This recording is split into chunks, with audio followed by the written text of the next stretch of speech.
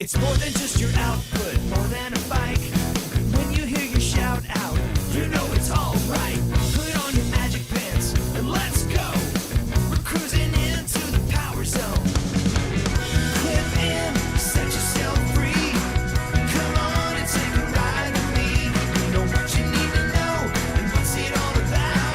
Everything you need, it's on the Clip Out.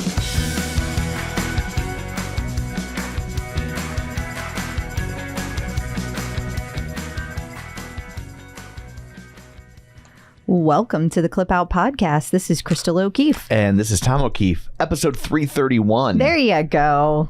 I'll do the heavy lifting. Oh, whatever. That's the way things work around here. Yes. You do all the heavy lifting. I do. Thank you I write so all the articles much. and then I just go ahead and use your name.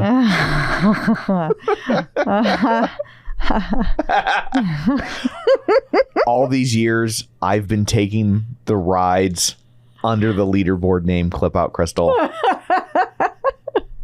It's all been an elaborate hoax. Wow. And we tell you now on this, our final episode, before she leaves me. Goodbye.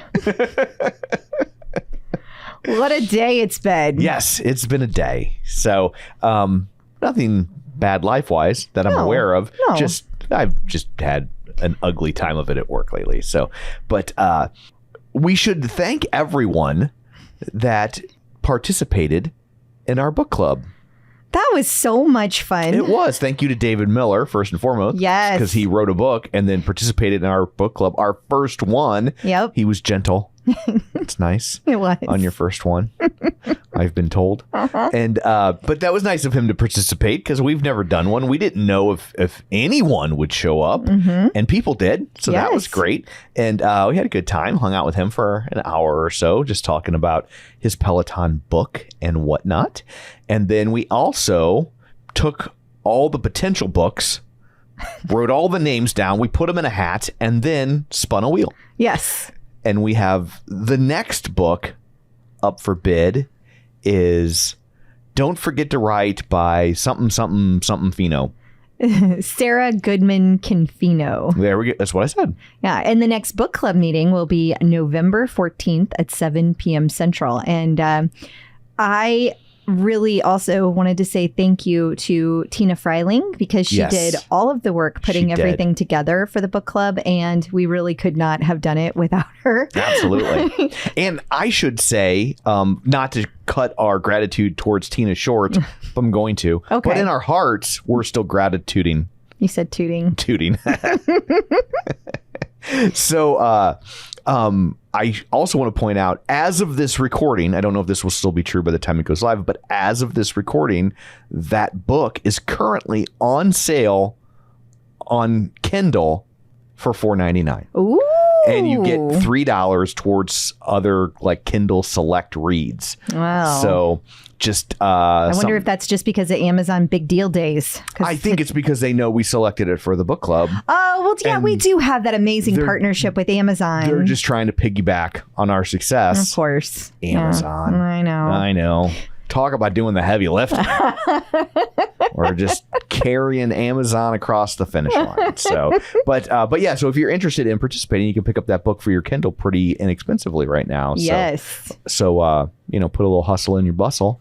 And then join us on November 14th at 7 p.m. Central, and we'll have a great discussion. One of my favorite things about scheduling events on the podcast is picking the time and making it central. I know. It's like the only time. It's all in Eastern time. It's always Eastern. Sometimes you'll get West Coast time. Yeah. Sometimes we'll throw in a Pacific. But you never. Nothing's ever built around Central time. So it's just nice to make you coastal elites. Coastal elites have to deal with Central time. Figure it out, man. That's what we got to do. You know, it's funny you say that because one person joined last night an hour late because they were on the wrong time zone. Coastal elite. That's what they were. Coastal elite. She was super sweet. She was not elite at all. Coastal sweet. So what, pray tell, do you have in store for people this week? Woohoo! Woo! Is there some big news that dropped today? Yeah, there was. And of course, there's some really sad news that's been happening all week in the world, because it's the world and Right. it sucks. But it's been pretty bad even by the world standards. So right? bad. Like the world has been kind of shitty for a while, but like it leveled up. Yeah, just when you think it can't you get used any to worse. like this amount of shit, and you're just like, well, I guess this is just what shit is now, and I've adapted, and that's you can do shittier. Yeah, Great. yeah. Turns out there's no limit to the amount of shit. Yes. So we'll talk about a little bit of that. And then we will also talk about just some of the places that Peloton has been in the news this week, including their amazing new partnership with Ergatta. Got to talk about that. Absolutely. The deals that occurred on Amazon's Big Deal Day. And there's a bunch of new content that is hitting, as well as instructors in some very interesting places in the news. We have some exciting things to report. And we also had a visit from Angelo, who has tips for parents who have kids that are like in activities every single night. We got you covered. Okay. Competitor news.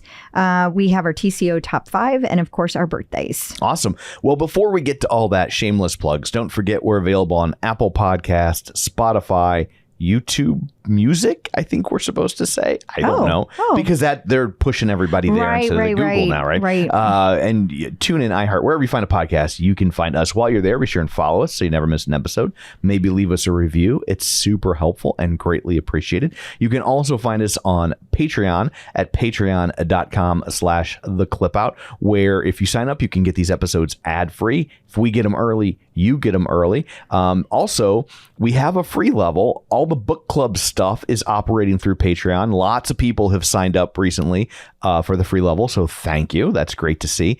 So if you want to check it out, it doesn't cost you any money. We don't take your credit card, nothing like that. You can just sign up and you're good to go. At least I don't think Patreon takes your credit card for the free level. Not for the free level. Okay. No. I was like, as I'm saying that, I'm like, I honestly don't know what the hell There's Patreon a button does. that says join for free. Yeah. That's where all the book club stuff is. Okay. And then if you want to support us financially as well and get extra stuff, you can join the appropriate tier there as well. Yeah, absolutely. And obviously, we've been cranking out tons of articles and stuff for the website, and that's where a lot of that money is going, is to the helper bees that are helper beeing. We're paying them for all that work. You're not making tons, but we're trying to do what we can. Because we can't afford tons. Right. But Yes. but we're trying to pass along what we can. And so that's, so if you're appreciating that information and you have extra means and you want to kick in, that's great. And if you don't, that's great too. You can still check out the free level, or you can just listen. That's also greatly appreciated. So you can also watch these episodes on YouTube at youtube.com/theclipout. And don't forget our Facebook page at facebook.com/theclipout. While you're there, like the page, join the group. It's a great way to stay up to date throughout the week. And it's a great place to have those articles that the helper bees and Crystal are working on pop up right in front of you. Right. Mm-hmm. And finally, don't forget, we got a newsletter. We send those out mostly weekly when I remember. I've had a pretty good track record, except when I'm on a boat.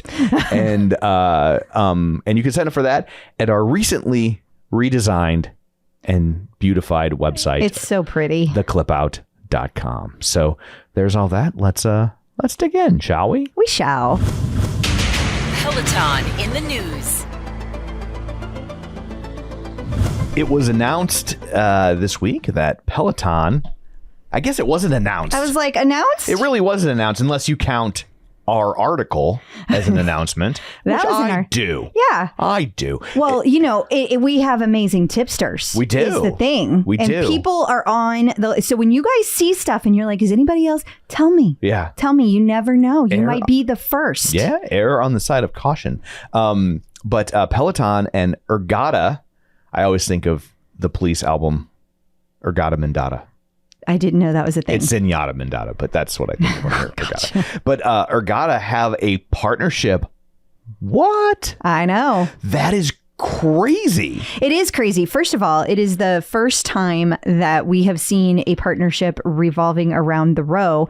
It is also the first time we've seen a partnership where we have seen content from another outside content being pulled in from a competitor. Right. So we've seen the YouTubes and the Disney Pluses. That's happened. Yeah, We're used to that now. I guess I know that's technically content, but I don't think of it as content in the same way because it's not content designed to make you engage with the equipment. Listen, I'm anticipating my messages. Okay. Right. So I agree with you. It is different, but it's the first time we've seen usable content that you're working out to.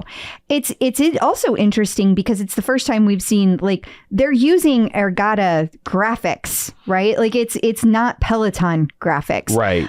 But there's two really, really cool games that you can play. One is called Meteor and one is called, I believe, it's just Races. And now our tipster why would you want to play racists? Not racist. That sounds awful. No. What? Racing, like racing, RACES. Okay. Yes, yeah. Well, that probably is more enjoyable. And if you scroll down, we will shout out our tipster. I want to make sure that they get all the credit here. Julie Schindler. I wanted to make sure I got her leaderboard name, Turbo Squirrel, because that's amazing. That's a good name. It is a good name. That's it. So the beta test dropped today and Julie was all over it. Now, Julie was able to play both of the games and she said that she had never had so much fun on the rower. Like she will be back. Well, that's great because I've been seeing a lot of people like feedback of like, I bought this thing, I thought I'd use it a lot, and I really haven't. So I think it's good that they're figuring out ways to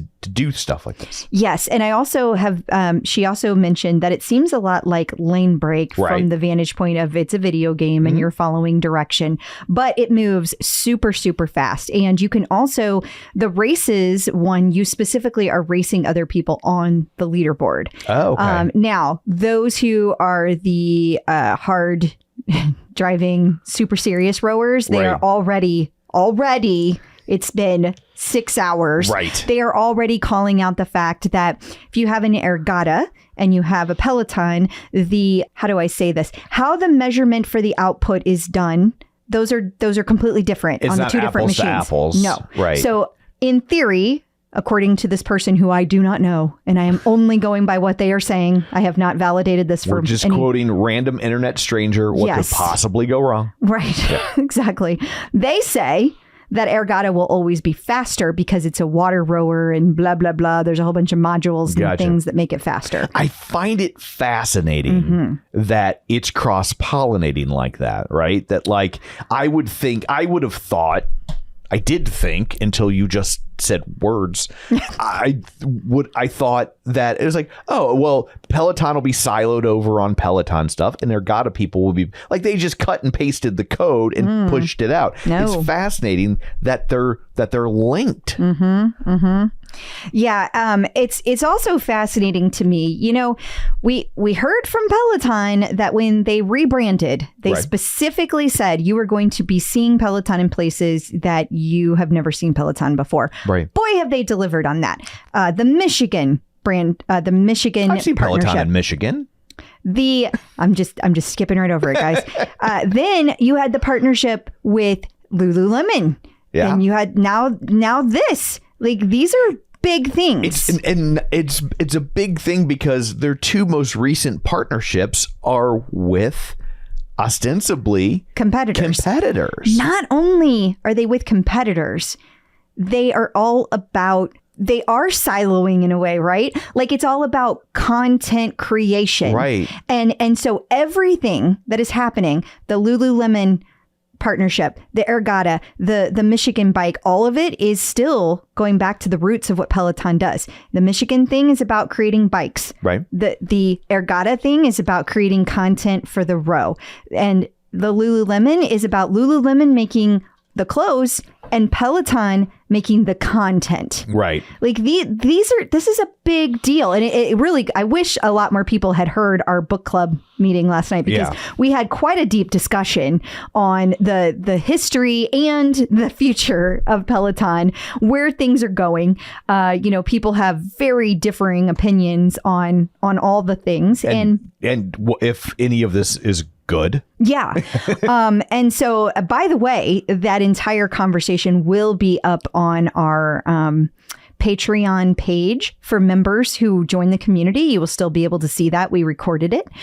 So you can go and check that out if you want to hear this deep dive conversation I'm talking about. But like, we got into this really deep conversation about how Peloton is doing all these tentacles in all these different directions.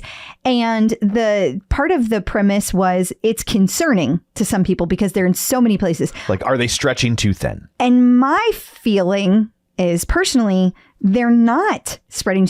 They're like actually bringing it all back to where it should be. Yeah, because the content that they're creating for mirror devices is probably not going to be radically different than what they're probably. My gut tells me they're probably repurposing guide classes. So it's stuff they're already doing. They'll just film it in a vertical format so they can push it out to the mirror. And here they're bringing in content so they don't have to do anything and they have new content.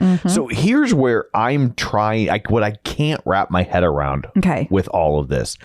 I absolutely understand what Peloton gets out of this, right? They get what looks to be really good content for the row, and they don't have to build it from scratch. They don't have to worry about that's too similar to something Ergatta's already done, and so now we're going to sue you, right? Like, I totally get that. I think it's a no-brainer for Peloton. I don't understand what Ergatta is getting out of it. Like, it seems to me that it lessens the value of their product. Like, I mean, okay, I get that. I'm sure that they were paid a licensing fee, but I would think that, like, if I was interested in buying a rower, and I'm on the fence between Peloton and Ergatta, and I see I can get the Ergatta content on a Peloton, and I also get all this other content. And if I ever buy a bike or a tread, like, it's already baked into my subscription. Like, why would anyone ever consider Ergatta? Because it's still cheaper. At the end of the day. Oh, is it? Okay. If you are in the market for a rower, right, and you're looking at Ergatta versus Peloton, you're still going to be able to get an Ergatta cheaper than you can get a Peloton. Okay. And so I think that's part of it. I also think, I mean, we've said for a while now that we think that the entire industry is contracting, right? There's going to be all these people condensing. Right. Well, I think we're starting to see it. Like, I think that Peloton is smart to get ahead of it because they're getting their hands in as many pies as possible so that, like, regardless of how it all shakes out, they end up in a very nice position. Right. And it makes it difficult for if NordicTrac's like, hey, oh crap, Peloton's already there. Yep. Yeah. No, I wonder if Ergatta has data that says that, like, not just a price proposition, but that people who are really into rowing are more apt to buy an Ergatta, right? Like, they think that that's more of a quote unquote real rower. That's a good question. And that a Peloton row is more for, like, the casual rower. So they're kind of like, we're never going to get that guy anyway, or girl. Well, it's also a different kind of rower. It's a water rower. So I think that's important to note. It's very different. It's also, quite frankly, it's ginormous. This is the Ergatta. Okay. And it is, I know it's not a very nice picture on my phone, but it's really big. Is it? And let's see, shop now. What about its girth? It is 2x2 in storage, 7x2 in use. So that's interesting. And then what's the price? I am looking now. Made out of cherry wood. So right now you can get it for $2,249. So what, like $750 cheaper than a row? Isn't a row like $29.95? Yeah, I think it's okay. I think it's either that or 32. Right now she's weighing, like, do I tell him what it costs, or do I tell him what I told him it costs? No, I don't play that game. I know you don't. I'm being so. But anyway, yeah. I like I said, $29.95 for the Peloton. Okay, and yeah, so I find this riveting. I think, like I said, I think it's great for Peloton. I question the value proposition for Ergatta other than just the licensing Well, keep fee. in mind, too, it is a beta test. Like, whatever they've put out there, they have to prove that it works. Right. And that it is good for everybody. So, I mean, it's also possible it'll go away. Beta tests have been known to come and go. That's true. Yeah. That's true. So, speaking of fun rebranding stuff and partnerships, we talked, was it last week? That Lulu Lemon and Peloton have partnered, and instantaneously, the Chicago store got a massive Peloton makeover. And it almost, I mean, I would think if you just woke up inside of this store, you would be hard pressed to know you were in a Lulu Lemon store based on these pictures. Yeah. The whole back wall, or this whole wall that we have a picture of up here, it's all Peloton instructors. It's all the ambassadors. And I would agree with you, Tom. It's interesting how, the Lululemon logo sits right next to the Peloton logo. Yeah. Now, it's also interesting. I want to say, too, that this particular store that was remade, this makeover, it occurred, number one, because the Peloton on tour included this Lululemon store as a stop this weekend. It was actually the starting location for the 5K that everybody was doing. The other thing that it's important to know is that this particular store is a Lululemon experiential store. There are two of them, one in Chicago, one in Minneapolis. And these experiential spaces are like freaking ginormous. Yeah. They are 20,000 square feet. Not only do they have all the Lululemon clothes, but they also have a space for studio classes to be held and recorded. So we found at the Clip Out that this was fascinating, that they completely made over the store, and people who were there for Chicago this weekend were able to check out all the Lululemon clothes before they officially dropped today on the Peloton website. But in addition to all of that, you kind of do some math here. So let's think about this. Chicago is where they had the first partnership with the YMCA. By the way, that's another partnership that we were talking about, all the big partnerships they've been having lately. Yeah. That's another one.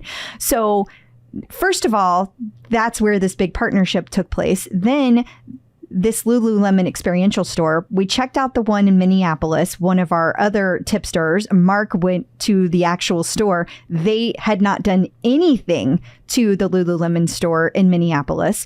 And he checked out the Peloton store, nothing there either. And this also is interesting to us because there is a space for recording. There is a space for having classes.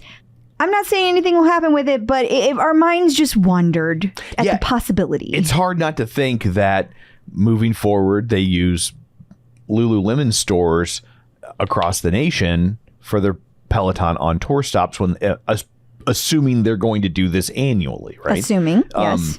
That seems like a logical place to do it. And we talked before about how it gives them a great footprint. And a lot of the malls, they just exited. So, I mean, in so many malls, if you went to the Peloton store, it was almost always, it seemed to be directly across or next to a Lululemon store. So, it's great in that regard, too. But the fact that these experiential stores have studios, and I know that these are the only two, but yeah, it just really seems like it would be a logical place to do these things moving forward. Plus, if they need more space for classes or something for a Peloton on tour, so many of these malls, even the really fancy ones, they've got dead spaces, they've got unused inventory, they're not at capacity right now.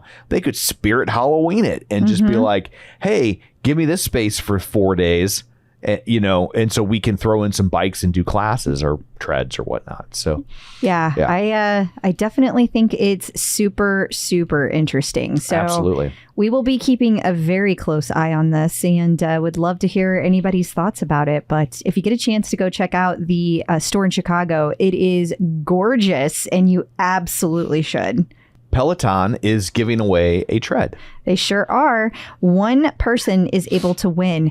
So you enter the tread sweepstakes. It's all about marketing. They want your information. So this is only open to people who are not currently enrolled in Peloton marketing. Very few of us, I would think. But if you enter, you do have a chance to win. So I think they are trying to get this tread in front of as many people as possible. But as far as I know, this is the first tread that Peloton has given away. Have they ever given away a bike? I don't really remember them. They haven't done a lot of equipment contesting. Not contesting, no. But don't forget that they had all of those, helping people out bikes that they gave away. For sure. They've done that. I mean, an actual flat out like enter to win style contest. They have not done a lot of that. Which I've always found fascinating because so many people, I mean, you see it all the time on Instagram or Twitter. Well, where it's back like, in the day, they didn't need it. For sure. But it's like, it's just interesting. So many other people have done it for them to capitalize on their success, but they've never done it themselves when they have clearly products people want. So it's interesting to see that they're finally rolling something like that out. Yeah, I feel like we need to make a list of all the partnerships because I was just thinking about the New York Roadrunner one that's coming up as well. I'm telling you, it's just that Peloton is making some waves this year. For those of you who think that the past, it's dead, I don't know. I think we are rising from the ashes here. Well, one of their other partnerships, one of their really first big ones, Amazon, they were featured on Amazon's Big Deal Days, or if you're like me, Big Deal Days. It was a big deal, though. The Peloton bike was the cheapest it has ever been. Yeah, that's a good deal. But we've already got one, so I don't care. But normally, like on Prime Day, I look at the deals and I'm like, I don't care about any of this shit. I mean, people buy stuff like crazy, so they do. I'm the odd man out, but I don't think I've ever seen anything on Amazon Prime Day that I've cared about. But anyway, Peloton was part of the Big Deal Days with this really cheap price on the bike. Yeah, it was 24% off, so you could get it for $1,095. Also, the guide was its cheapest price as well, $95 for the guide. Yeah. That's really cheap. And there was a big discount on all the weights as well. I mean, they were really hitting it hard, and a lot of clothing was on sale. So if you were in the market for some Peloton anything, it was the week to get it. They're like, blow out the clothes because it's all Lulu Lemon now. Not all. Not all. New content. Peloton announced shortly before we started recording this episode that Anna Greenberg is doing a global peace meditation. Yes, tomorrow. So by the time you hear this, it will have already aired. Thursday, October 12th at 8 a.m. Eastern. And, you know, a lot of people have been reaching out to me. So I'm sure a lot of people have been reaching out to Peloton saying, you guys gonna talk about this? Yeah. Yeah, like it's awful. It is awful. Like there's nothing to say. There's nothing good to say about it. And I get it's always difficult for corporations because they're corporations, right? And it's always that kind of damned if you do, damned if you don't. Because sometimes when you talk about this stuff, it just looks like you're trying to capitalize on something awful. Like it's a really tough balancing act for stuff like this. It is. And I know there are lots of people out there that feel like Peloton has been very vocal about certain matters, and they have not always been vocal, in their opinion, about things that affect Jewish people specifically. And first of all, I hear you, I see you, and I don't think that you are wrong. I also think that Peloton has really switched gears in the last year, and I don't think that they have been as vocal in general across the board. Agreed. Yeah, like a lot of people were talking about like their support for Black Lives Matter and things like that. And it's like, well, that was also a different regime in place making those choices. And they have certainly, I won't say stopped talking about that stuff, but they definitely are talking about it in different ways. And so I get that they're nervous about how to approach things. Absolutely. Like this. Yeah. It's, you know, I think Peloton, like it, lump it, whatever, they get so much in the headlines for everything, like every misstep that they do.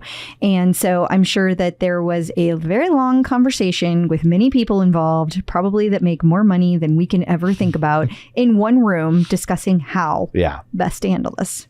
Ultimately, though, they landed on a 10-minute peace meditation, and I am very much looking forward to taking it tomorrow morning. And I hope that it brings a tiny bit of peace to those out there suffering. I know there's a lot of people that have family members and friends in Israel. For sure. So we also, segueing, have brand new walking meditations. Yeah, I tried one of these today. I really enjoyed it. They're really short and they're not meant to be seen as exercise. So like just that cannot be your headspace whenever you try one of these, just FYI. The idea is to be thinking about, like, to still turn inward like you do on any meditation, but also to be paying attention to nature around you. But it's a really, really nice break in the day, just to kind of change the chatter in your head. Really enjoyed the one I did today with Kira Michelle. And yesterday was her birthday. So it's probably good, cool down after an outdoor run. Yeah, or also just a nice thing to do first thing in the morning. One other thing I want to say is that this week also there is a new boss ride with Allie Love, which is, of course, to kick off her Boss October. And then there is also a brand new 10-minute standing core with Rebecca Kennedy. So lots of new content this week. Peloton celebrated World Mental Health Day on Tuesday. Yes, and I took a 10-minute World Mental Health Day, also with Kira Michelle. And that particular one was a meditation, but they had several classes, not just meditation, that you could take. And they are all under the World Mental Health Day collection. So if you miss those, don't worry, you can easily go get them. By the way, those walking meditations, you can't find them under meditations. You can't find them under outdoor. You have to go to the collections, and that is where you find the walking meditations. Just wanted to mention that. Good to know.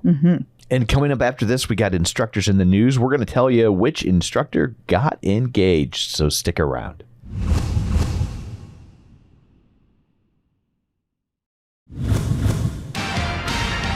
Instructors in the news. Emma Lovewell announced her engagement this week. Yes, she's been with Dave for quite a while now, and they finally made it official that they are going to get married. So congratulations to them. Look like they were very happy in their engagement pictures. I would hope. Well, yeah. If you're not happy in those pictures, don't do it. Facts. Peloton is hosting a Latinx and Hispanic Heritage Month virtual community event. Yes, this actually is going to be taking place tomorrow. So again, this will have taken place before you hear this episode. It's going to be taking place at 10 a.m. Eastern. And it is all virtual, but it is going to have two instructors, Camila Ramon and Hannah Corbin. And they're going to be talking with people, answering questions. And I think it'll be a nice event for lots of people. Last week, we talked about Leanne Hainsby teasing a breast cancer awareness line of apparel. And this week, we were unteased. Is that the opposite of being teased? I know what I think the opposite of being teased is. Oh, boy. But I don't think you want me to say that. Anyway, it's here. Yes. It dropped last week. I don't even know what to say about this. It's nothing I would ever wear, so I'm not buying it. It's just weird looking. But yeah, it's not like bad or offensive or anything. No, but it is a little, because if you haven't seen it, it's like she hand drew boobs on a shirt, and then when you wear it, that's where they reside. And so it's a little forward. I don't know what to I think call my issue with it is that people outside of the world of Peloton have no idea what the hell you are doing. Right. So it's just going to be like, why are you doing that? Yeah. So it's not my thing, but either way, I think it's a really nice collection to wear to raise awareness, rather, for Breast Cancer Awareness Month. And I did also like that the proceeds were not going to like Susan G. Komen. Yeah. You know, they were going to a UK organization that works really hard to raise awareness. And so I was really glad to see that in a month filled with pink. You can go a lot of ways. So I was happy to see it was going somewhere that actively raises awareness and does research. Yeah. Cody Rigsby was a keynote speaker at Google. Yeah, I'm sure he was talking about his book, and he was also doing, it was a keynote speech, so he was very excited about that. Absolutely, that's cool. It is. Congratulations. And Ben and Leanne did a fireside chat for World Mental Health Day at Bloomberg. Yeah, apparently they had a whole conversation about how the last year of their lives has taken a toll, which is very smart for them to be part of this conversation, to talk about how a lot of things happened that were outside of their control and how they dealt with that and how they kept to themselves in a good place. As good as you could, right? yeah, like I right. hate to call it good, Right. but they kept moving and they didn't let that completely derail their lives. Although I'm sure they had moments that felt really crappy. I have no doubt. And Ben also talked about his book. Yeah, of course We he should did. say that. Yes. I don't want people to think like we're ripping on Cody for talking about his book, and then we just gloss over Ben. I mean, here's his book right on the screen. If you hear me talk about Ben, Alex, or Cody, just assume they talked about their book. So the real complaint here. It's not even a complaint. It's just acknowledgement. I have a complaint. Oh, well, you go ahead and complain. Yeah. There's no fire. They called this a fireside chat. I don't see a fire. You know, they do that a lot. And I remember Peloton doing that. Like Peloton used to call their meetings like fireside chats or something like that. I guess they call them all hands, but I've seen them say fireside chat before. Nary a fire to be seen. I never see a fire at these things. Yeah. I think it just says that people are like hanging out around. Yeah. But don't call it a fireside chat, though. Oh my God. You know, when I used to work for an unnamed company, I will not say, they used to have a meeting every day called a flash mob. There was no flash mob. It's just a bunch of people. Just a big meeting. Just a big meeting. Just a meeting. And the worst part was we all had to stand during that meeting. Did you work at Walmart? No, I didn't. Although I will say some of the people were just as crazy about the owner. That was wackadoodle. It was. Mara Thoner, a.k.a. Matty Maggiacomo, had a fun post for National Coming Out Day. He did. How do you think you pronounce that? Fogue? I think it's supposed to be faux because it's like a parody of Vogue, but it's fake, so it's faux, and then Vogue. Vogue. Yeah. Well, he did it for he said happy coming out day bitches, and a wonderful picture of Mara on the cover. I just love it. Happy National Coming Out Day to you too, Matty. Christine D'Erclay was at Worlds last week.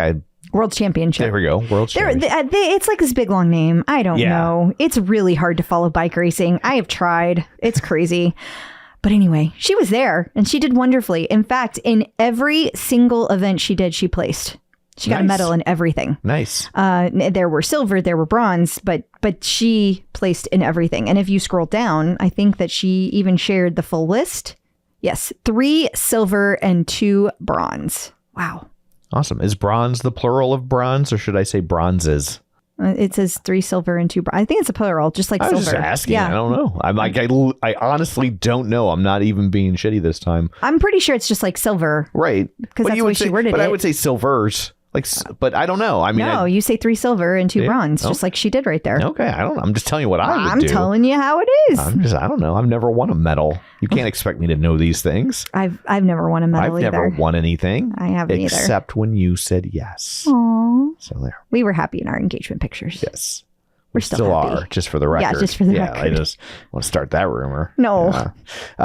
Christine is also, so while we're speaking of her, celebrating 9 years with Peloton. Yeah, it's crazy to think that some of these instructors have been here the entire time, and she is one of them. Yeah. Like, what a ride it's been. 9 years. Yeah. So congrats to Christine on her many medals and her 9 years. And also, speaking of anniversaries, Matt Wilpers is celebrating 7 years with Peloton. Now, this is crazy to me because he started like after we did. That's crazy. No, I mean, he was our first guest, so he was already there when we started.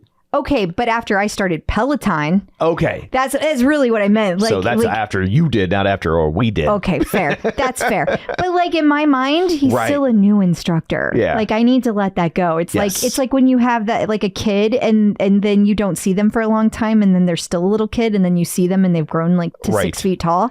It's time to let it go. It reminds me when I was in radio, I started as an intern and I got hired and somebody, and then somebody's like, you were like an intern. And I'm like, I've been working here for 4 years now, so it's time for you to let that go. Suck it. Congrats to Matt. Absolutely. And coming up after this, if you're trying to eat healthy and the kids have you running everywhere, you need tips for how you can eat effectively, and Angelo has them for you coming up next.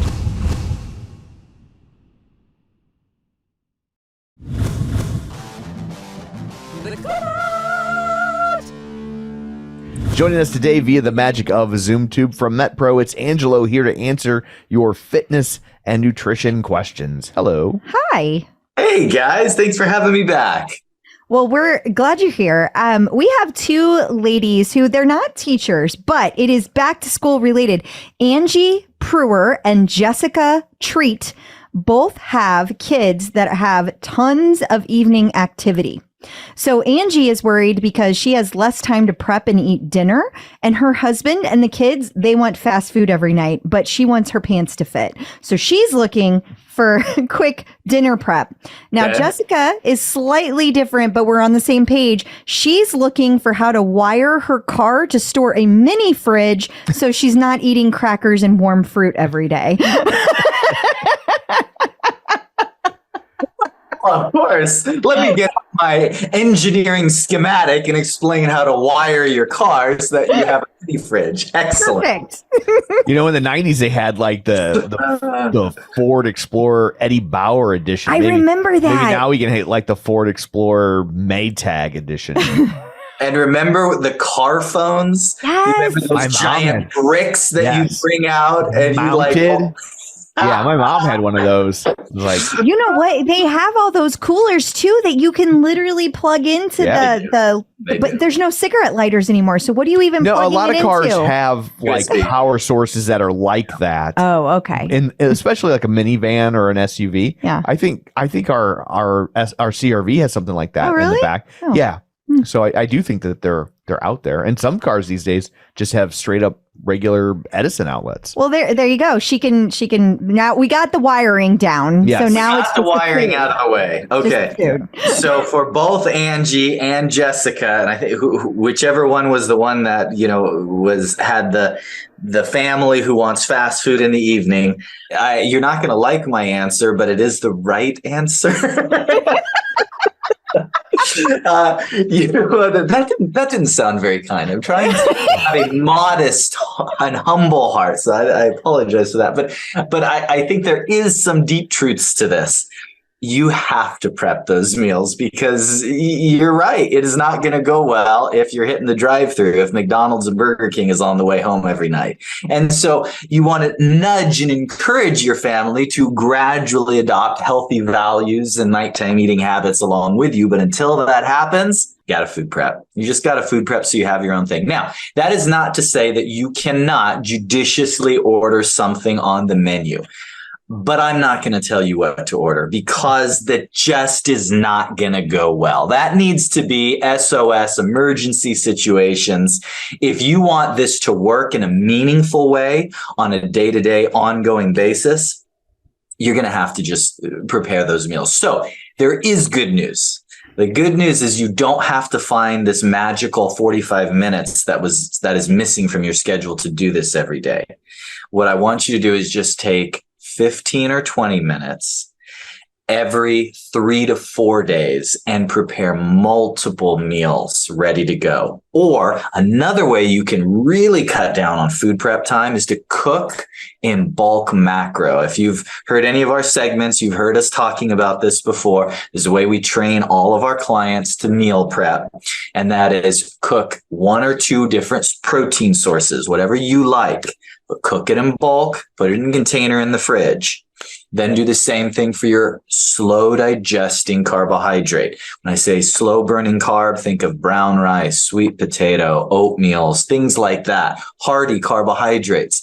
Have a big container of it cooked in the fridge, and then just have some fruits and vegetables ready to go. Now, food prepping is really just a matter of placing the food into the to-go container, or in the case of our traveling engineer friend, into your newly wired vehicle with an ice cooler. And you are, bam, set and ready to go. But it has to be repeatable. In other words, I could give you one-offs, order this if you're at this restaurant, order that if you're at that restaurant. That will not work, because what you need is a day in and day out lifestyle strategy. And the most effective strategy, this isn't my personal preference, this is at MetPro, us combing the data from thousands and thousands of clients. And more than any other single factor, we can correlate progress towards athletic goals, which is for us 88% of the time includes weight loss. We can correlate it to food preparation. Our clients who have a schedule where once or twice a week they're doing some measure of food prepping always fare better than those who do not. So I would really encourage you to just dive full force into that strategy, and you're going to get so much benefit out of it. Yes, I agree. And I've seen those drive-through lines when sports are such over. a good point. You ain't saving no time. That's so true. You're just not cooking things, but Yeah. you might be saving your energy because you don't have the bandwidth to go home and make dinner, but you're not saving your time, Yeah. is my Right. guess. That's so true. Right. So, Yeah. well, if people would like this sort of information tailor-made for them, because in MetPro, you guys have had so many people with different unique life situations. Sure. I hear Crystal talk about it all the time. Oh, I'm a surgeon and I'm in OR for 10 hours. How am I Yeah. going to have a snack? You Yeah. know? And I tried to have him like ground the patient and then steal, but apparently patients don't bring food in the OR with them. So No. that was kind of a one trick thing just for the teachers. But They might drop some of the ground turkey into the wound. That wouldn't. but Oh dear. but whatever situation you have that you think is insurmountable, you guys have surmounted. So if they would like that for themselves, where can they find you? And I'm going to add one more thing to that. If you have a circumstance you think we haven't heard yet, tell it to me. I want to hear. Love the challenge. Entertaining. You do love the challenge. That's why he wanted me to do That's the MetPro. only That is reason exactly Tom's it. doing MetPro. He was like, ooh, let me see what I can do. Exactly. No, if anyone wants more personalized strategies, you can go to metpro.co/TCO. Wonderful. Thank you. Thanks so much, guys. Checking out the competition. Is this Les Mills or Les Mills? Les Mills. I don't know. I was going to say Les Mills. And then I was like, maybe I'm saying it right. Who knows? It's Les Mills. Les Mills Yeah. is now doing VR body combat. Yeah, but really the story I found interesting was just the fact that they are working with Facebook. You know, they have that new VR system that I think it's like, I don't know, VR3 or something that's coming out. Do you not know what I'm talking about? For the metaverse? Yeah, the metaverse Right.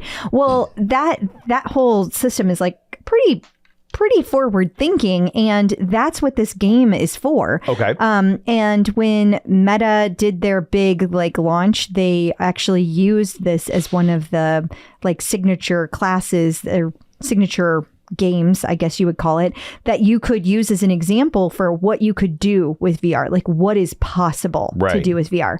I also just kind of find it interesting, Les Mills doesn't really have a space in the world of connected fitness right now. Okay. I'm not saying what is. I don't think I've ever heard this name before in my life. Oh yeah, they're a huge deal. Okay. Okay, so one example is Les Mills Body Pump. It's been around forever. You ever heard people say, "Oh, I have a body pump class"? They've been at YMCAs for my entire adult life. Oh, okay. And it's actually one of the first places that I ever did weights in a group setting.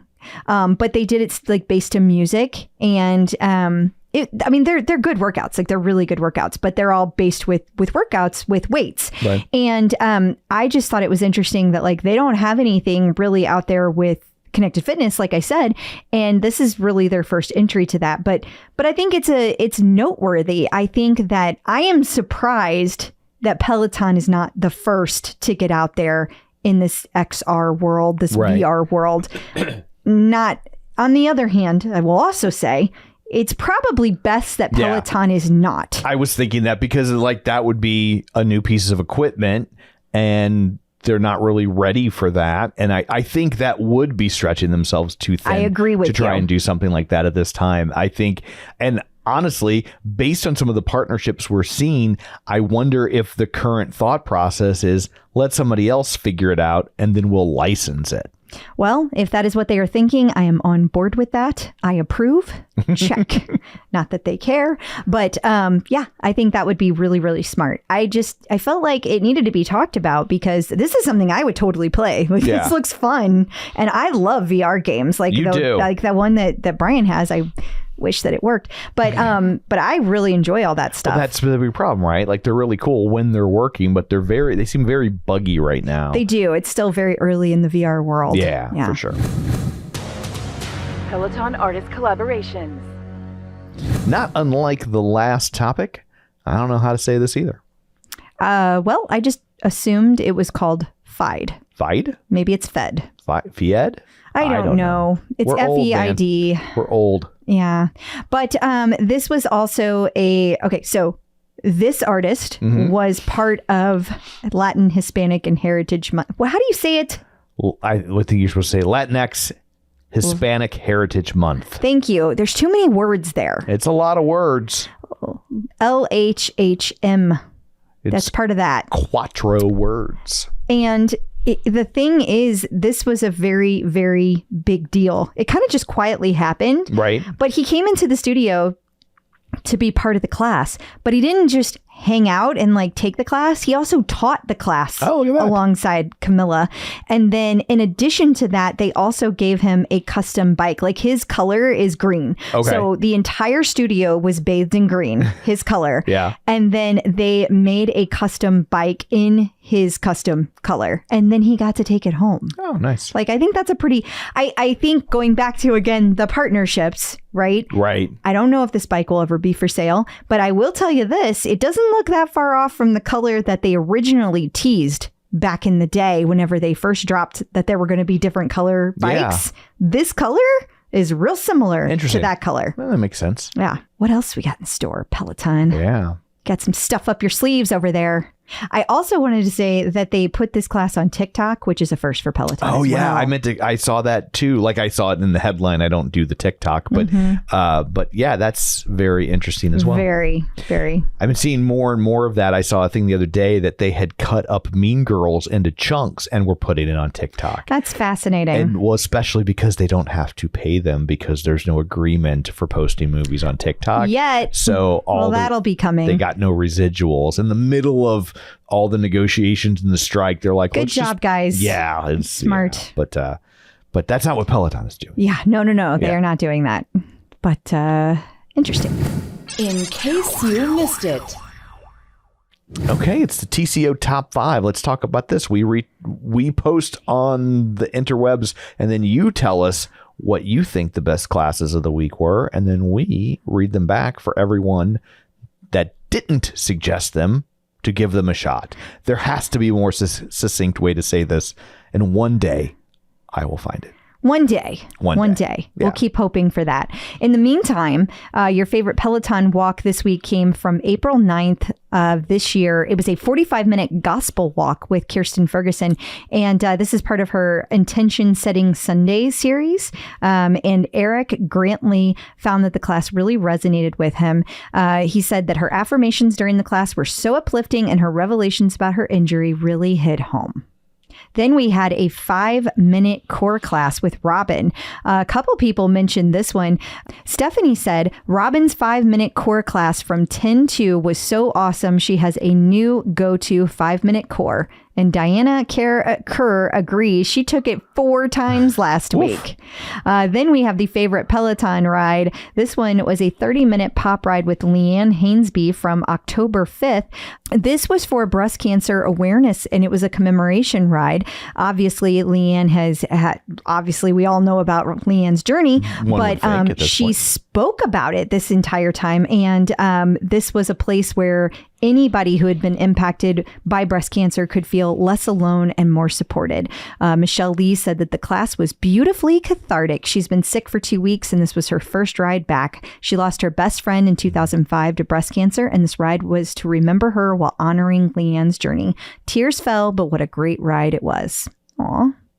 And then we had a favorite Peloton glutes and legs class. This was from October 6th with Selena Samuela, 20 minutes long. And Alyssa Inigo Figlar said that Selena's recreation of death by single leg bridges class. It was such a good burn.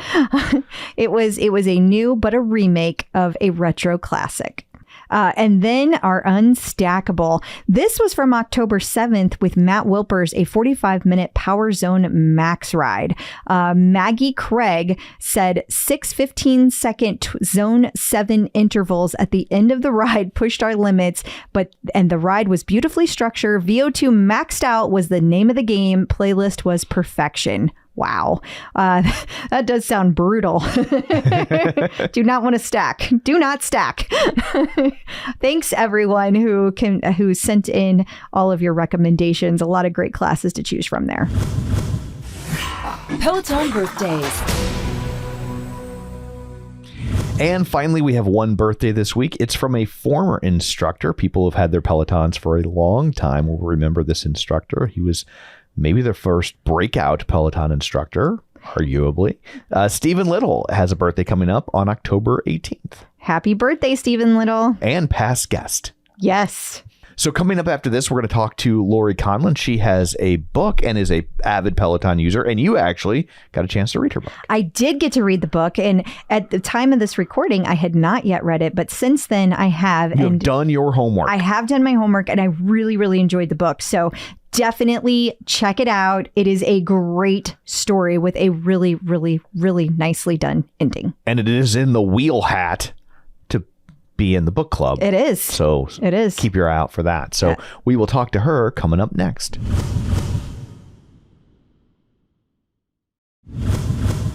Checking in with the Peloton community. Joining us today via the magic of ZoomTube is Laurie Condon. Hey, Laurie, how's it going? Hi. It's great. Thank you for having me. We're so excited to have you here. I can't wait to get into the discussion about how we made this happen. But I want to start with like your history of Peloton. So when did you decide I have to have a Peloton? And when were you like, this is it for me? 2015. Ah. So a real OG. Yeah. Very much so. Yeah. So I had belonged to a gym that had, it was a really small local gym and it maybe had 10 bikes and they were all kind of broken except for bike number 8. So I had to leave my house at 5 a.m. to get there to make sure I got bike number 8. And we would fight over it. It was actually a thing. And then they put in a camera with a red light camera on the corner. And I got like a month of tickets because I used to go to spin on Tuesday and Thursday of making that right on red at 5:30 in the morning. And once I saw the Peloton, I'm like, I have to. I must have one.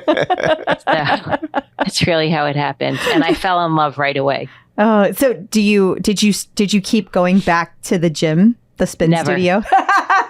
Not a once. Yep. I love the fact too that it's like normally people are like, this is how it normally plays out. They're like, I liked my instructor and I felt kind of bad, but you're like, no, F that place. I was done. I am out.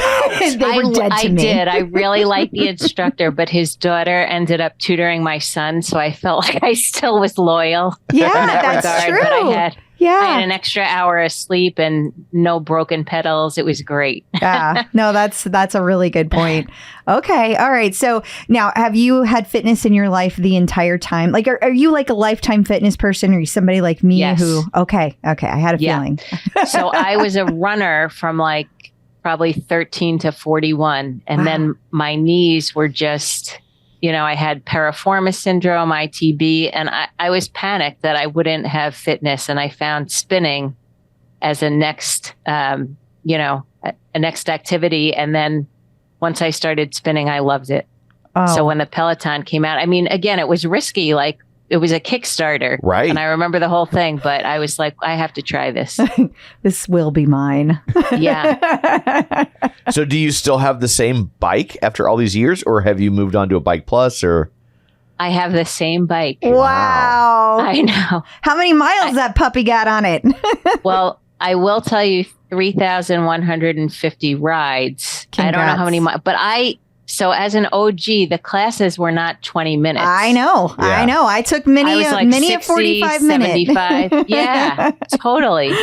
And so I think a lot of miles for sure. Yeah, I bet. I mean, I know when I first got my bike in 2015, that's all there was 45-minute rides. That's it. There were no other. I mean, there were longer rides, but there were never shorter rides ever. I liked that. And I feel like I'm in worse shape now. Even though I do multiple classes, it's different. It feels different. Yeah. Whenever I will say I end up running a lot more than I do biking. But when I do stack classes, what I'll do is just keep going. Like I'll just like stack and then I just keep going at whatever pace I was going. I don't slow down, like while I'm going, and I just let them do their thing. It's funny. I don't either. But Dennis Morton, I took one of his classes. I think it was only a 45, but he actually said he feels like it's a harder workout when you do 60 versus 230s. Oh, I think that's true when you don't stop. Yeah. Like I think they program it like that too. So I think that makes sense as well. But, you also mentioned when we were going back and forth before the interview that you run the annual Spin for a Cure ride and that you just had the 7th one this year. I did not realize there had already been 7. So yeah, and we made $54,000 this year. Woo! Nice. Congrats. Amazing. And the evolution is just incredible. So my mother passed from Alzheimer's 7 years ago. I'm sorry. And I was going into the 23rd Street studio like whenever I could. And the classes were not, they were full, but it was not, you didn't have to get online and sign up at noon. And it wasn't Taylor Swift tickets. Exactly. Yeah. Yes. So Jen was so approachable, like she always has been, and she's just so human, even though, she's so larger than life in the sense that everyone wants to talk to her, and she's like a celebrity, but she makes you feel like, she's just a regular person and she's interested. So anyway, my mother had passed from Alzheimer's and I wanted to do something to raise some money, and I asked her. And she let me know that her father had passed from Alzheimer's too. Aww. And so I was with my sister, came with me, and my sister's company purchased all the bikes in the studio. And what we did was we said anyone who donates will get a bike and ride live. And that's how it started. And I think the first year we raised $5,000 and couldn't believe it. But then there were so many people who had a loved one who was affected with Alzheimer's that wanted to contribute and wanted to participate. Then we started doing it in other studios. So it would happen simultaneously and people would show up in these studios around, the country and partake. And then COVID. So anyway, we got from like 5,000 to 8,000. And then we had an angel donor who at the time was just very generous and wanted to contribute. And as time went on, that donor is part of Jen's Men and sort of year after year would donate more. And then one of his family members got Alzheimer's, and then it became a Jen's Men / Spin for a Cure combo program. And it just... the last 3 years, so we had $40,000 3 years ago, $40,000 last year, and $54,000 this year. Incredible. Wow. Incredible. Yeah, it's a great community. And I find that about anything. If someone posts something on the Peloton page, I'm a JSS Tribe member, but if they post something and someone is having a hardship, everyone just seems to, come together and try to help. They do. I really love, there's always a special place in my heart for the JSS Tribe because I feel like the spirit of camaraderie in the JSS Tribe is like the OPP used to be. And it Agreed. remains that way even today. And I love that group. It's so fascinating to me how each different instructor, their groups tend to have a little bit of a different feel to each one, and they all kind of relate back to the instructor. And I feel like because Jen is who Jen is, she brings in the type of people that keep it positive and nice to each other and caring, and that original Peloton feel. And I really, really love that group because of it. I do too. She is so genuine. And again, she remembers things. So even if you like, I love listening to her call out other people. Of course, I love being called out, and it's so silly. I'm in the basement. I'm like, she called me. but when she calls out someone with a milestone, then you high five them or whatever. And it's just nice. It is a very cohesive group. Absolutely. Absolutely. But you also just published a book, and the name of the book is There's No Place Like Home. So tell us about that book and what inspired it. Yes. So thank you. So it actually started out because my husband had a unique experience that sounded so crazy. I'm like, this is a book. This is a Netflix series, which I'm hoping for. I did embellish it. So if people read it, I am not on drugs. I don't sell drugs. And yeah. Okay. But my husband was adopted and went in search of his biological family. And, we thought maybe we'd find a half sister, find out he had high blood pressure, something minor. And he went on to Ancestry, and someone reached out and said, I think we're half siblings. And it was so exciting for like a split second. And then his first question was, is there anything medical I should know about? And she said, you have to run out and get genetic testing. And then it became this whole other thing. So I just got goosebumps. Yeah. Wow. Yeah. Oh my God. So it turns out he was one of 8. And there is a genetic situation that will come up in the book. And I'm just going to say my husband does not have it. Okay. So the book it's fiction. But my character does. And it's a fatal disease. And actually in his family, 5 out of the 8 kids have died from it. Oh my God. So when I heard that story, and there's more craziness to it, I'm like, this is something. And it's my second book. So I was like, I'm going to write about this. And it just turned into and then I'd watch a TV show and I'm like, I'm going to do that.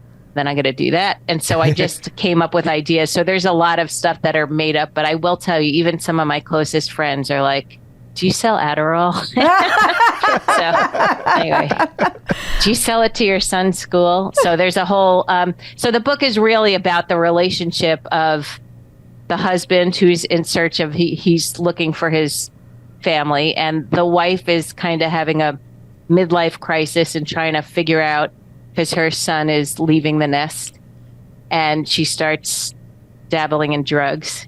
Okay. And it's about how they didn't come to each other. And it actually came from a Peloton class, because Jen was talking about, that song by Rupert Holmes, If You Like Pina Colada. Oh, yeah, of course. So she explains Escape, that. The Pina Colada song. Escape, right. Yeah. So she was explaining, and I didn't really ever listen to the words too well, but she was explaining that it was about someone who put a personal ad in the newspaper and then ends up meeting his person at the bar, like when they go to meet. Yeah. It's his his wife. Like it's an awful song. Like if you listen to the lyrics, like, I'm like, nothing about this is good. Like, and then at the end they're like, well, I guess we'll just stay together. And I'm just like, well, that's kind of what my book is about, because the marriage kind of got a little boring, I guess. And then they each went through their own crises, but they came back to each other and they remembered why they got together in the first place. So that's why the title is There's No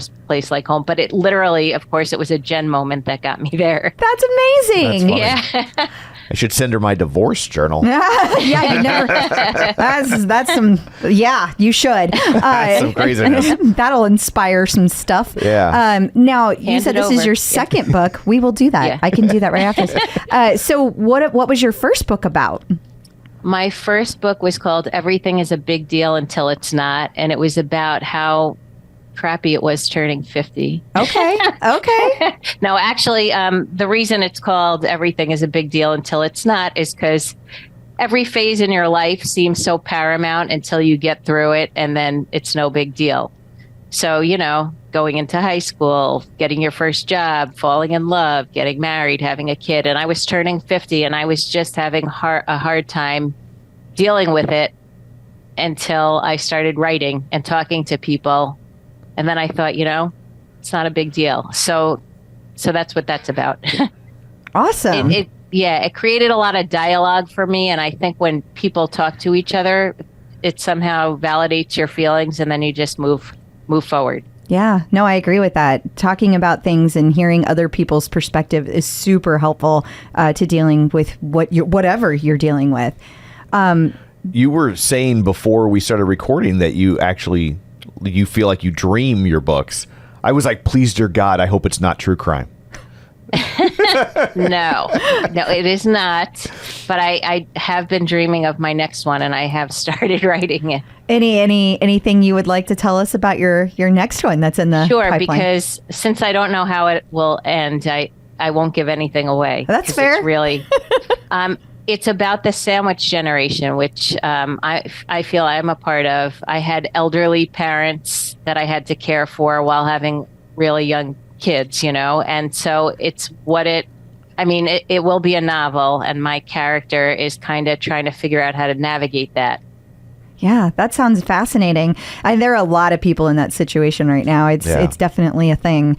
I'm really curious, like, whenever I look at the process of writing a book or publishing a book, it just seems incredibly daunting. Like, what got you past the hump of like, oh God, this seems like a lot of work?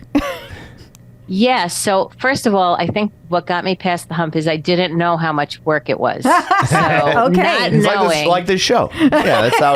That's a good point. I like how you do that, Tom. That's a good point. So I didn't know the process. So I'm like, I'm just going to write this. And I don't have a very succinct process. The hardest part, in my opinion, is the editing part. Okay. So I write every day, and I write for a certain amount of time, and when my story's done, it's like done. And then I give it to my editor, and then there's like red lines throughout the whole thing. And, some of the comments are not bad. They're like, that's funny or whatever it is, but you just see red. And I'm like, oh my God. Yeah. Yeah. Well, and sometimes, because like I wrote a short story that was published and like the editor was doing stuff, and I'm just like, no, you're missing the joke here. Or like, you don't understand. I used ellipses for a reason. Lighten up. It is necessary. Yeah. So when you have that perspective and then someone wants to change it, it is a little hard, but every comment for the most part I've taken and it has been a help, but that's the process I really don't like. And the reason I do pursue it is, first of all, like you mentioned, I kind of have to get the words out. Like if they're in my head, they keep repeating themselves until I put them on paper. And usually what I'm writing about is something that I want to explore.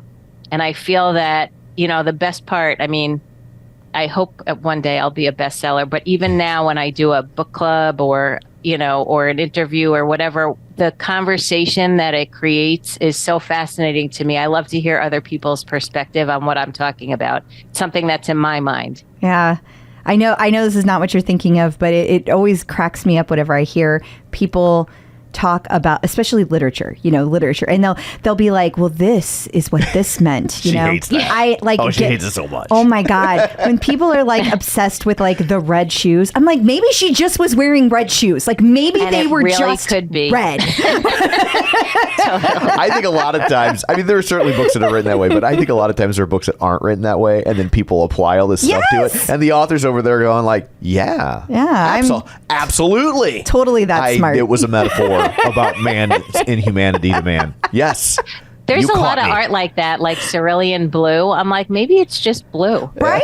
And then, I stare at a lot of paintings. I'm like, I I don't get it. Yeah. I don't. That's how I feel. Like, it's not that I don't enjoy art or enjoy literature, but I enjoy it just for whatever I took from it, not somebody else's interpretation of it. And when people try to force that interpretation, I just shut down. Like, I hated literature classes in high school and college. I was just like, y'all, can I just enjoy the story? Right? Yeah. I just wanted to enjoy the story. So I just enjoy this charming story about an adulteress who's forced to wear a letter, and that's what she gets her comeuppance.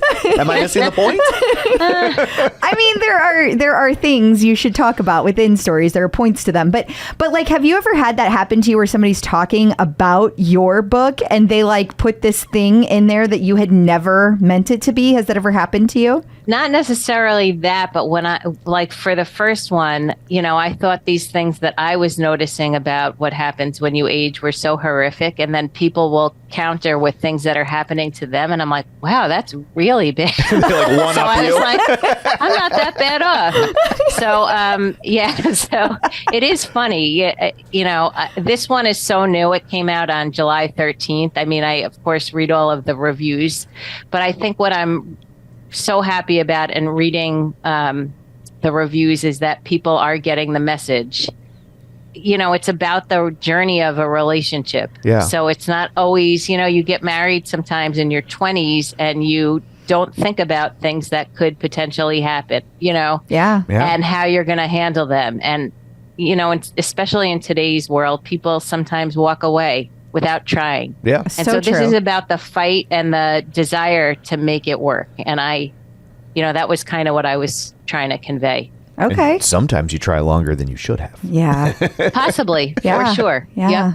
Not projecting or anything. No, not at all. About the last one, just to be clear. Like we're I kind good. of figured that when you told me about the notes you're going to pass along for my... Yeah, there's a story in there, I assure you.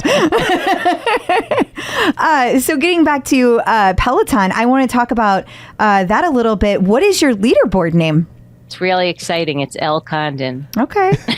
Because she's an OG. She could do that. Yeah, you can't do that. She probably could have just got I didn't even know that. Yeah. You can't? Well, no, they're like they've been all the like really simple ones have been absorbed. Yeah. Because of all the people. There's probably another Elle Condon out there that's like, gosh, dang it. There were no fun ones when I started. It was really like names. Yeah, and because I felt like bad, I said, because you could do it. Yeah, exactly. Yeah, that's a sign but then of. I didn't want to lose all of my cred. You know what I mean? That's a So I sign didn't of want to respect. change it. That's a sign of OG-ness. Don't you dare change that. No. We weren't shaming you.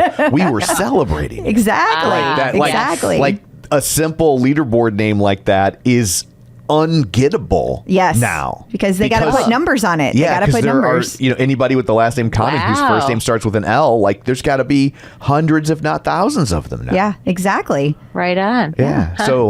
So take pride in that. That's right. I think I will. Yeah. Okay. Very good. Very good. So I guess we normally ask if you have a favorite instructor, but I'm thinking we already know who that is. I think it might be. I love riding with Jen. I do also love riding with Christine. Okay. That makes sense. That tracks. Mm-hmm. Yeah. I mean, honestly, I do try to mix it up a little bit, but I do typically go back to those two the most. Sometimes I also ride with Leanne. Okay. That's an interesting trifecta. Not like a bad way. It's just I always find interesting pairings. Like, you know, I hear a lot of like Leanne and Sam or Leanne and Ben or Leanne and like Allie. I don't hear a lot of Leanne and Ben and Christine's or Leanne and Jen and Christine. It's hard not to say Leanne and then Ben. It is. Yeah. It is. That's exactly right. That's an interesting So pairing. I don't ride with Ben. And I would say I ride like at least once a week with Leanne. Fascinating. Now, do you use any of the other Peloton content or are you like bike only? I've done the bar. It's my bike is not in a good spot for me to do so it's right next to my washer and dryer. It's in the basement. I mean, I have it set up. I have my name hanging. I have all my little pictures of bikes and stuff, but there's not I don't have the pivot screen, so I don't have a good area. So I try to do it, but it doesn't feel like a good workout because of where it is. I do the arms. That's great. So I'll do some of the strength, but we'll have to get you it's a on guide. my list of things that I want to do clean the basement, but it's not high on the list. Well, you've gotten your money's worth out. I think it's time. Get yourself a Bike Plus. That's true. She's got to hold out because I'm pretty sure something's going to happen with those colored bikes that we saw. That's so a good point. You need to hold out till those special edition color bikes Get come one out. that matches your washer and dryer. Yeah. Be very nice. And I need a new washer and dryer too. So normally we ask people if they have any advice for newbies, but since we ask that so much, I'm going to ask you a different version of it. Do you have any advice for people looking to start writing? Oh, that is a good one. It is interesting because people ask me how I've been able to be so consistent because I have a schedule and I literally miss it. I don't miss it. And that is, I don't look at it as an option. Sometimes people think like, I don't have time to do this. I brush my teeth every day. I ride the bike every day. That's how I look at it. And I look at it as part of maintenance for my health. Yep. So and I think I might have not said that clearly. I think you thought I said writers. I said writers, like people who write. I thought she was saying. I thought she was making the point. That's how she approaches writing. I think it also works for people who want to write. Yeah. Oh no, I thought you said riders. I was talking about the bike. Yeah, I was about people who want to write like a book. Oh. Yeah. Oh. Okay. So now same writing. thing, but with books. Okay. So that. I don't follow a process. I don't write an outline. I don't. And my book that just came out had a different ending, and I didn't like. When I write, I actually kind of feel like I am the characters, and I liked my character, and I didn't want him to die. And he was not very healthy in the first iteration. So I pivoted. So you have to, I kind of just make sure that I write every morning. I get up and I write. So I drink coffee, I write for like an hour. And even if I don't feel like doing it, I do it. But I'm not as precise as putting down, I don't write the chapters about what's going to happen because I kind of feel it while I'm writing it. And the dialogue just comes. Everyone has a different process. For me, it's just kind of making sure I keep doing it every day. Although it is fascinating that your process is also very similar to your exercise process. It is. You're like, just do it. Keep your head down, do the things, and eventually you'll have results. Yeah, so discipline is very important in your life. Yeah. Very important. I don't have a lot of time. I have like 20 jobs and and I have family. And so I do everything kind of scheduled. And that's the only way I can get it all done. And I like it all, so... Yeah, I totally understand that. Yeah, for sure. I feel you there. Yeah. Well, Laurie, thank you so much for taking time out of your day. Before we let you go, remind everybody where they can find you, where they can find your books, all the things. Oh, yeah. Well, Elle Condon on the Peloton. My book is available, Amazon, Barnes & Noble, everywhere, Apple, all the places, Target. Nice. It's called There's No Place Like Home. You do have to put in my name because there's about 50 books called There's No Place Like Home. Lots of them about the Wizard of Oz. Yeah. If it's got ruby slippers on the cover, that's not your book. Yeah. That's right. That's totally right. So that's about it. Okay. Awesome. Well, thank you so much for joining us. Yes. We appreciate it. I appreciate you having me. Thank you so much. Thrilled. Thank you. So I guess that brings this episode to a close. Until next time, where can people find you? People can find me on Facebook at facebook.com/Crystal D. O'Keefe, and they can find me on all social media and the leaderboard at Clip Out Crystal. And you can find me on Twitter at Roger Kubert or on Facebook at facebook.com/Tom O'Keefe. You can find the show online at facebook.com/The Clip Out. While you're there, like the page, join the group. And of course, don't forget, you can watch all of these on the YouTube. So that's it for this one. Thanks for tuning in. And until next time, keep pedaling and running and rowing.